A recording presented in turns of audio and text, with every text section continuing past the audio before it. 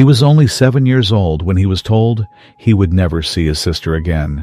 She was 4, too young to understand what was happening, but old enough to feel that something was wrong.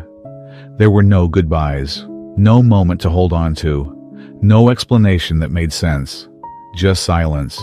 For 23 years, they would live completely different lives, different homes, different cities, different versions of the same story, but neither of them ever stopped wondering what happened to the other. Claire and Daniel grew up in a small town where everyone knew each other and nothing ever seemed to change. From the very beginning, they were inseparable. Daniel was the protector.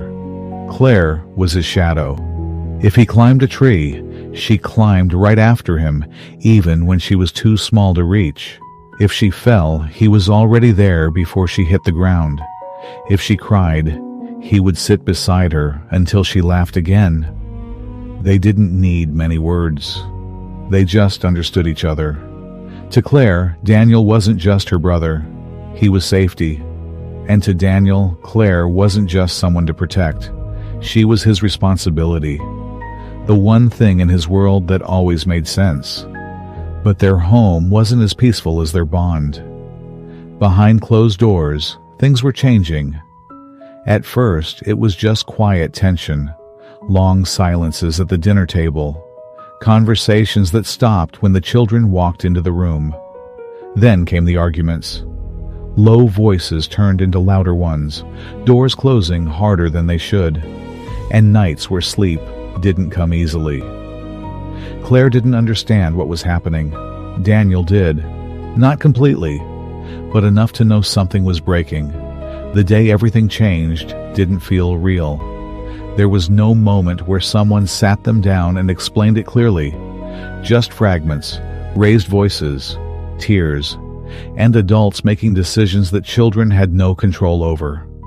One parent would take Daniel, the other would take Claire. That was it. No discussion, no negotiation, just a line drawn between two lives. Claire held on to Daniel's hand tighter than she ever had before. She didn't understand why they were being separated. She just knew she didn't want to let go. Daniel tried to argue, tried to stay calm, tried to be the protector he had always been. But this was something he couldn't fix. He couldn't protect her from this. "I'll find you." That's what he said. Not because he knew how, but because he needed her to believe it. And maybe he needed to believe it too. Promises like that feel permanent when you're a child. They feel stronger than distance, stronger than time. But reality doesn't work that way. After that day, everything became quiet. Too quiet. Letters were written, but never delivered. Phone calls were attempted, but never answered. Birthdays came and went like they didn't matter anymore. And slowly, the world forced them to grow up. Alone. Claire grew up with a feeling she couldn't explain. Like something was missing. Not in a dramatic way, just incomplete. There were moments when it would hit her harder than usual. Watching other kids with their siblings. Hearing stories about brothers and sisters who fought one minute and laughed the next. She didn't have that anymore. All she had were fragments, a voice she could barely remember, a laugh that felt distant, a hand she used to hold. Daniel's life moved in a different direction. New city, new school, new routines. But the silence followed him. He tried to focus, tried to move forward, tried to build a life that didn't depend on the past. But some things don't let you move on. When he turned 18, he tried to find her. He searched records, old addresses, anything that could lead somewhere. Nothing did. Years later, he tried again. More tools, more access, more determination. Still nothing. Every failed attempt made it harder to try again. But it never made him stop caring. Because some connections don't fade. They don't disappear. They wait, even when everything else changes. At 30 years old, Claire decided to try something different. Not because she expected to find anything, but because not knowing had started to feel heavier than the possibility of disappointment. She signed up for a genealogy website, uploaded her information, and waited. Days passed. Then, one evening, a notification appeared. A potential close family match has been found.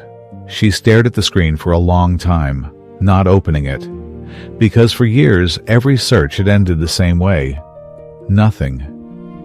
But this felt different. She took a breath and clicked. The name was simple: Daniel. At almost the same time, on the other side of the country, Daniel saw a similar notification. 2 separate searches, one shared past. 23 years of silence collapsed into a single moment. Their first conversation was hesitant, careful, almost fragile.